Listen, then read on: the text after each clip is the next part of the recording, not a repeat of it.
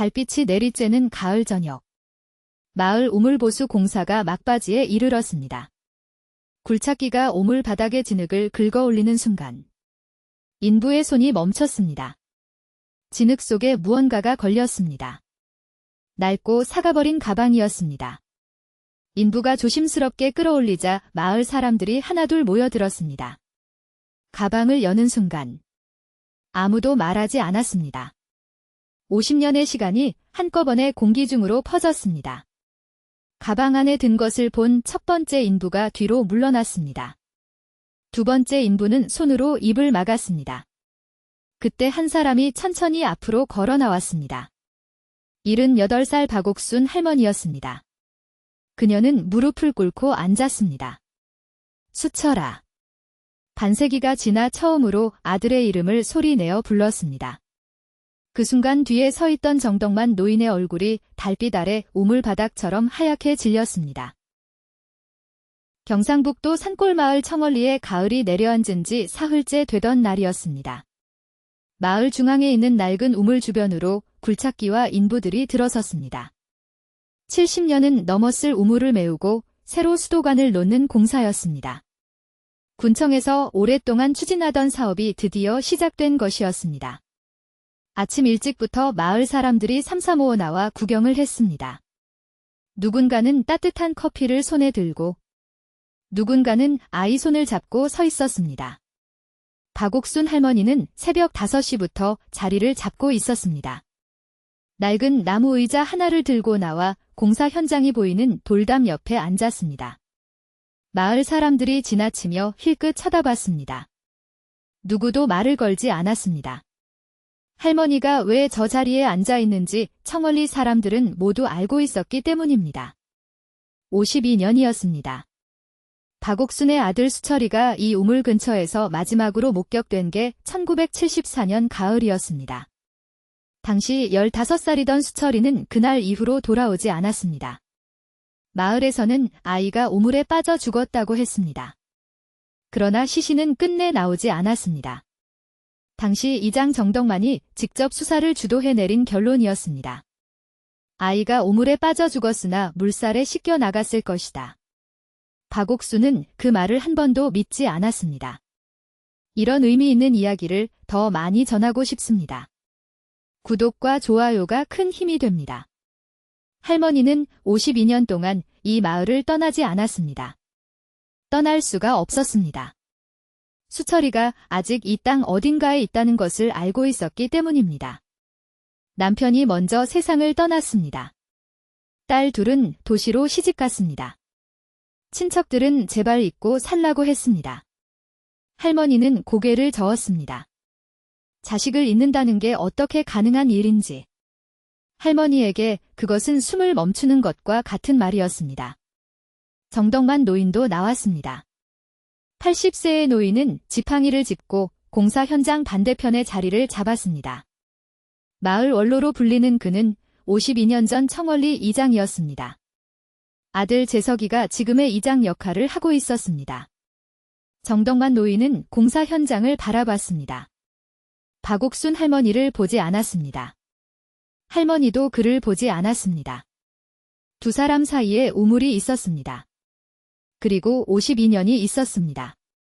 오전 10시가 넘어서자 굴착기가 우물 바닥에 닿기 시작했습니다. 소리가 달라졌습니다. 단단한 것에 닿는 소리였습니다. 감독이 인부들을 멈추게 하고 직접 안을 들여다봤습니다. 그는 긴 막대기로 바닥을 더듬었습니다. 막대기 끝에 무언가 걸렸습니다. 박옥순 할머니의 손이 의자 팔걸이를 꽉 쥐었습니다.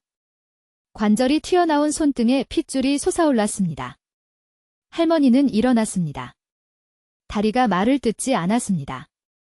그래도 한 발씩 내디뎠습니다. 52년을 기다려온 발걸음이었습니다. 인부가 소리쳤습니다. 감독님, 여기 뭔가 있어요. 공사장에 있던 모든 사람들이 우물 쪽으로 시선을 돌렸습니다. 청월리 골목 안으로 소문이 번졌습니다. 사람들이 몰려나오기 시작했습니다. 굴착기가 물러나고 인부 2명이 긴 밧줄을 들고 우물 안으로 내려갔습니다. 마을 전체가 숨을 참는 것 같았습니다. 정덕만 노인만이 뒤로 한 걸음 물러섰습니다. 그의 지팡이가 땅에 닿는 소리도 멈췄습니다. 아들 재석이가 그의 팔을 잡았습니다. 아버지, 들어가시지요. 노인은 고개를 저었습니다. 눈을 우물에서 떼지 않았습니다. 밧줄이 천천히 올라왔습니다. 그 끝에 묶인 것이 우물 테두리에 걸쳤습니다. 낡고 검게 변색된 가방이었습니다. 가죽인지 천인지 알 수 없을 만큼 사가 있었습니다. 그러나 모양은 남아 있었습니다. 50년 전 학생들이 메고 다니던 책가방의 형태였습니다. 공사장이 완전히 멈췄습니다. 아무도 말하지 않았습니다. 박옥순 할머니만이 가방을 향해 한 걸음 더 다가갔습니다. 1974년 가을. 청월리 마을은 지금보다 훨씬 작았습니다. 집 15채. 사람 60여 명. 모두가 서로의 얼굴을 알았고 서로의 밥솥 냄새를 맡으며 살았습니다. 가을이면 고추를 말리는 매운 냄새가 골목마다 가득했습니다. 된장찌개 끓는 구수한 냄새가 담장을 넘었습니다. 조용하고 단단한 마을이었습니다. 박수철은 그 마을에서 가장 공부를 잘하는 아이였습니다. 담임 선생님이 장래가 촉망된다고 했습니다. 다음 해 고등학교에 진학하면 도시로 나가야 한다고 했습니다. 수철이는 어머니를 많이 닮았습니다. 눈이 크고 말이 적었습니다. 그러나 볼 것은 다 봤습니다. 마을에서 무슨 일이 벌어지는지, 누가 무슨 나두로 누구를 대하는지 수철이는 다 알고 있었습니다. 15살짜리가 알기에는 너무 많은 것을 알았습니다. 그해 9월 23일 저녁이었습니다. 박옥순이 저녁밥을 짓는데 수철이가 부엌 문 앞에 서 있었습니다. 평소와 달리 얼굴이 창백했습니다. 엄마. 아이가 낮은 목소리로 불렀습니다. 왜? 밥 다 됐다. 수철이가 고개를 저었습니다. 어머니 귀에 가까이 다가와 속삭였습니다. 엄마. 나 오늘 이장 아저씨가 이상한 걸 봤어요. 박옥순이 뒤를 돌아봤습니다. 이상한 거라니? 아저씨가 우리 마을 공동 땅 문서를 자기 이름으로 바꾸고 있었어요. 박씨 어른들한테 도장을 찍으라고 억지로 하고 있었고요. 나 그 장면 다 봤어요. 냄비에서 밥이 넘쳤습니다. 박옥수는 그것도 모르고 아이를 바라봤습니다. 수철아. 내가 잘못 본 거 아니야? 아니요. 확실히 봤어요. 문서에 땅 이름도 다 있었고 마을 어르신들이 떨면서 도장 찍는 것도 봤어요. 박옥수는 아이의 손을 잡았습니다. 그거 아무한테도 말하지 마. 알겠지? 수철이는 고개를 끄덕였습니다. 그러나 다음 날 아침 이웃집 친구 김명진에게도 이야기했습니다. 두 아이는 학교 가는 길에 수군댔습니다. 우리가 증거를 만들어야 하지 않을까? 명진이가 말했습니다. 편지로 써서 어딘가에 숨겨놓자. 나중에 신고할 수 있게. 수철이가 고개를 끄덕였습니다. 두 아이는 그날 밤과 후에 만나기로 했습니다. 그것이 두 아이가 살아서 나눈 마지막 대화였습니다. 그날 저녁 수철이가 돌아오지 않았습니다. 명진이도 돌아오지 않았습니다. 박옥수는 어두워진 마을을 뛰어다니며 수철이를 찾았습니다. 골목마다 이름을 불렀습니다. 수철아. 수철아. 대답이 없었습니다. 이장 집에도 갔습니다. 정덕만이 문을 열었습니다. 수철이가 왜요? 오늘 애들이랑 우물 근처에서 놀던 거 봤는데 그의 얼굴에는 아무런 표정도 없었습니다. 차가운 가을 바람이 불었습니다. 박옥순의 등골이 서늘해졌습니다. 이튿날 새벽 마을 청년들이 수색에 나섰습니다. 들판을 뒤지고 산길을 올랐습니다. 우물 근처에 수철이의 신발 한 짝이 발견됐습니다. 그것이 전부였습니다. 명진이 집에서는 명진이의 책가방이 사라진 것을 발견했습니다. 경찰이 왔습니다. 이장 정덕만이 경찰을 맞이했습니다. 아이들이 우물에서 놀다가 빠진 것 같습니다. 물이 깊고 지금 물살이 새서 아마 경찰이 우물을 들여다봤습니다. 깊고 어두웠습니다. 그들은 사흘 동안 수색했습니다.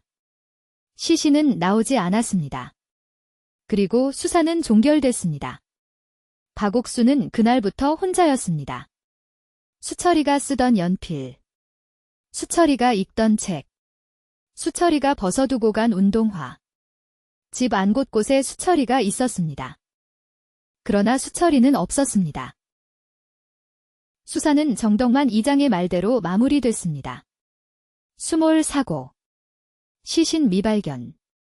그것이 수철이와 명진이의 공식 사망 기록이었습니다. 박옥수는 경찰서를 3번 찾아갔습니다. 3번 모두 돌아왔습니다. 어머니. 이미 종결된 사건입니다. 시신도 나오지 않았고 달리 수사할 것이 없어요. 담당 경찰의 말이었습니다. 그 경찰이 정덕만의 처남이라는 것을 박옥수는 나중에야 알았습니다. 명진이 어머니도 처음에는 버텼습니다. 이상해요. 우리 명진이가 갑자기 왜?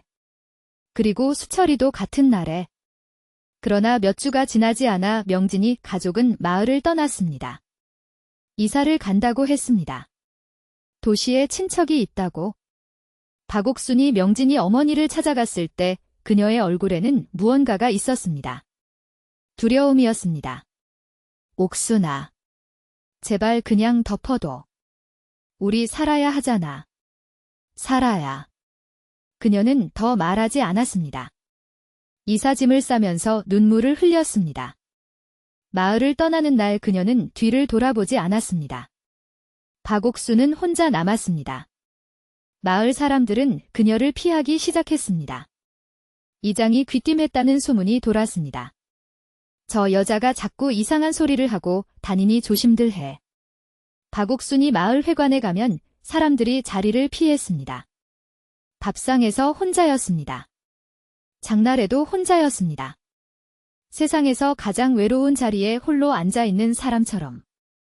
밥을 먹어도 맛을 모르고 잠을 자도 쉬지 못했습니다. 그 시간이 52년이었습니다. 남편 박재무는 수철이가 사라진 지 15년 후에 세상을 떠났습니다. 간암이었습니다. 죽기 전에 아내의 손을 잡고 말했습니다. 수철이, 내가 끝까지 찾아줘. 나는 못 갈 것 같으니. 박옥수는 고개를 끄덕이지 않았습니다. 그냥 남편의 손을 잡고 있었습니다. 이미 알고 있었으니까. 평생 이 마을을 떠나지 않을 것이라는 것을. 그동안 정덕만은 잘 살았습니다. 마을의 실세였습니다. 공동토지는 그의 명의가 됐습니다. 아들 재석이가 그것을 이어받았습니다. 마을 행사 때마다 앞자리에 앉았습니다. 지역신문에 마을 발전에 공헌한 인물로 소개되기도 했습니다. 박옥순 할머니와 마주치면 눈을 피했습니다. 그것이 그가 할 수 있는 전부였습니다.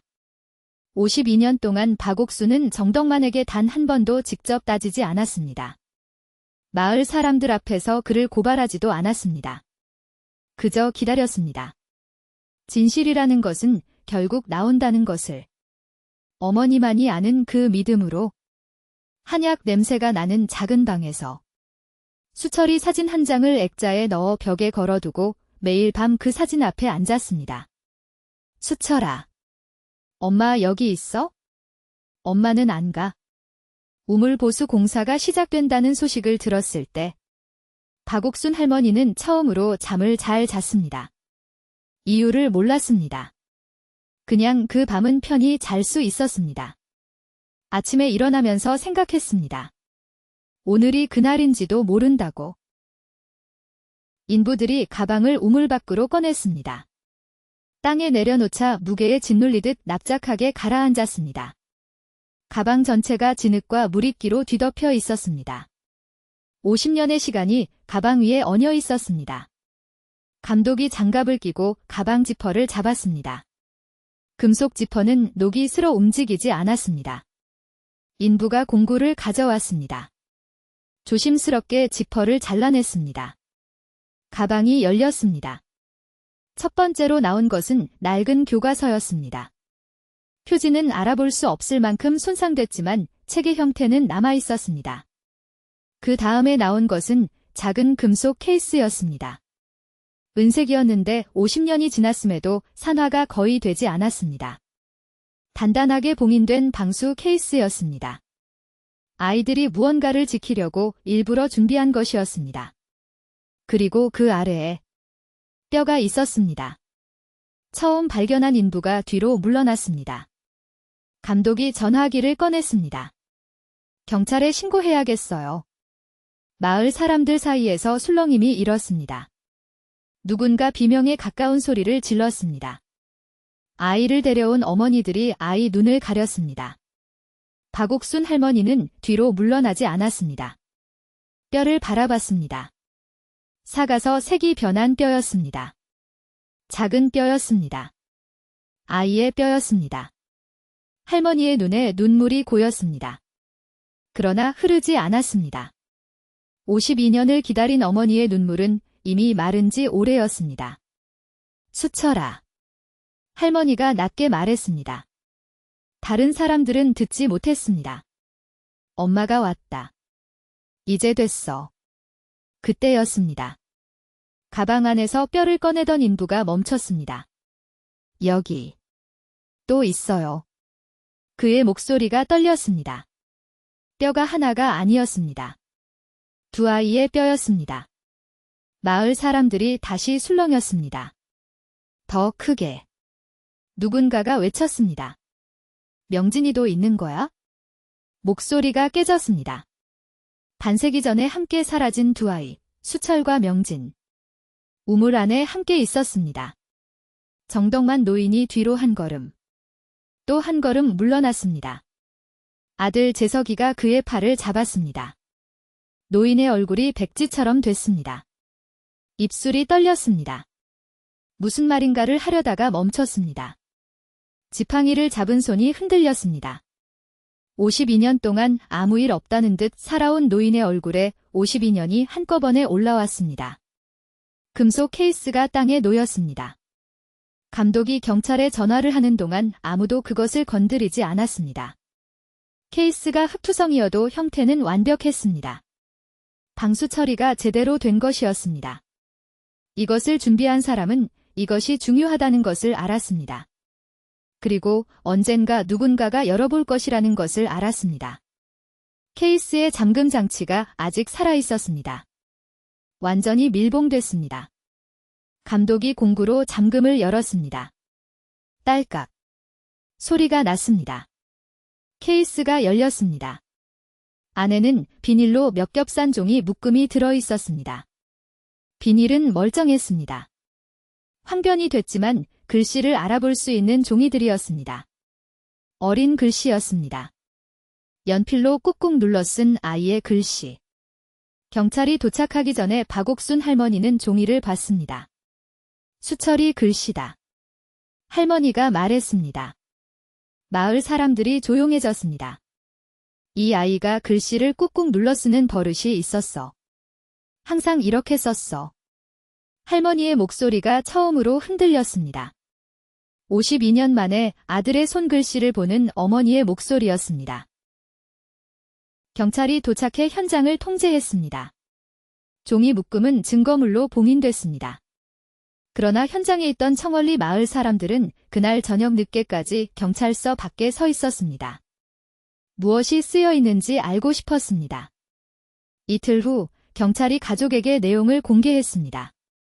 박옥순 할머니가 경찰서 조사실에 앉았습니다. 경찰이 복사본을 내밀었습니다. 할머니는 안경을 꺼냈습니다. 손이 떨렸습니다. 그래도 종이를 펼쳤습니다. 종이는 2장이었습니다. 첫 번째 종이는 수철이의 것이었습니다. 두 번째는 명진이의 것이었습니다. 둘 다 같은 날짜가 적혀 있었습니다. 1974년 9월 25일, 두 아이가 사라진 날이었습니다. 수철이의 편지는 이렇게 시작됐습니다. 내가 만약 집에 돌아가지 못하면 이걸 꼭 누군가가 읽어주세요. 나는 박수철입니다. 나이는 15살이고 청월리 박재문의 아들입니다. 박옥순의 손에 편지가 구겨졌습니다. 경찰이 부드럽게 손을 잡아 펼쳤습니다. 계속 읽으시겠어요? 할머니는 고개를 끄덕였습니다. 편지는 계속됐습니다. 수철이가 목격한 장면이 날짜와 시각까지 적혀 있었습니다. 1974년 9월 21일 오후 4시. 이장 정덕만의 창고. 청월리 공동 소유 토지 문서. 도장을 찍으라는 강요. 거부하는 마을 어른들. 그리고 정덕만이 꺼낸 물건. 수철이는 그것을 칼이라고 적었습니다. 협박이었습니다. 땅 문서에 도장을 찍지 않으면 해를 가하겠다는 협박이었습니다. 마을 어른들이 도장을 찍었습니다. 총 5필지의 공동 토지가 그날 정덕만 개인 명의로 넘어갔습니다. 그리고 수철이는 편지 마지막에 적었습니다. 나는 이것을 신고하고 싶습니다. 그러나 이장 아저씨가 내가 봤다는 것을 알고 있을 것 같아서 무섭습니다.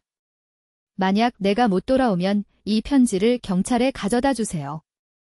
박옥순 할머니가 편지를 내려놓았습니다. 조용했습니다. 조사실 밖에서 형광등이 깜빡였습니다. 이 아이가. 할머니가 처음으로 울었습니다. 이 아이가 이미 알고 있었구나. 무슨 일이 일어날지? 경찰이 물 한 잔을 내밀었습니다. 할머니는 받지 않았습니다. 수철이가 준비를 했던 거야? 혼자서. 15살짜리가. 두 번째 편지는 명진이의 것이었습니다. 짧았습니다. 수철이가 하는 말이 맞아요. 나도 봤어요. 우리 둘 다 봤어요. 그것이 전부였습니다. 짧은 문장이었지만 52년 동안 우물 바닥에서 기다려온 문장이었습니다. 경찰이 조용히 말했습니다. 할머니. 이걸로 수사를 재개하겠습니다. 정덕만 씨를 조사해야 할 것 같습니다. 박옥순 할머니는 고개를 끄덕였습니다. 그리고 편지 복사본을 가슴에 품었습니다. 그날 밤 청월리는 잠들지 않았습니다. 이미 소문이 돌았습니다. 우물에서 나온 편지에 무엇이 적혀 있는지. 정덕만 노인의 집에 불이 켜져 있었습니다. 아들 재석이가 아버지 방 앞을 서성였습니다. 문을 두드렸습니다. 대답이 없었습니다. 아버지의 방 안에서 뭔가가 넘어지는 소리가 났습니다. 재석이가 문을 열었습니다. 정덕만 노인이 침대에 앉아 두 손으로 얼굴을 가리고 있었습니다. 아버지. 노인이 고개를 들었습니다. 얼굴에 핏기가 없었습니다. 재석아. 나는 어쩔 수가 없었다. 재석이가 멈췄습니다. 아버지가 그 아이들을. 노인은 대답하지 않았습니다. 그것이 대답이었습니다. 청월리 마을 사람들이 정덕만 노인의 집 앞에 모여들기 시작한 것은 자정이 지나서였습니다. 아무것도 들지 않았습니다. 그냥 서 있었습니다. 52년 동안 진실을 알면서도 입을 다물었던 사람들이 더 이상 다물 수 없었습니다. 다음 날 국립과학수사연구원이 왔습니다. 뼈 감식이 시작됐습니다. 사흘 후 결과가 나왔습니다. 2개의 골격. 모두 청소년. 하나는 남성 추정키 약 170cm 전후. 다른 하나는 남성 추정키 약 165cm 전후. 사망 시점은 50년 이상 전. 사망 원인은 추정하기 어려운 상태였으나 두개골에 외상 흔적이 있었습니다. 큰 뼈는 박수철이었습니다. 유전자 감식에서 박옥순 할머니와 일치했습니다. 작은 뼈는 김명진이었습니다. 명진이 어머니는 3년 전에 세상을 떠났습니다. 딸이 살아있었습니다. 수원에 살고 있었습니다. 경찰이 연락했습니다.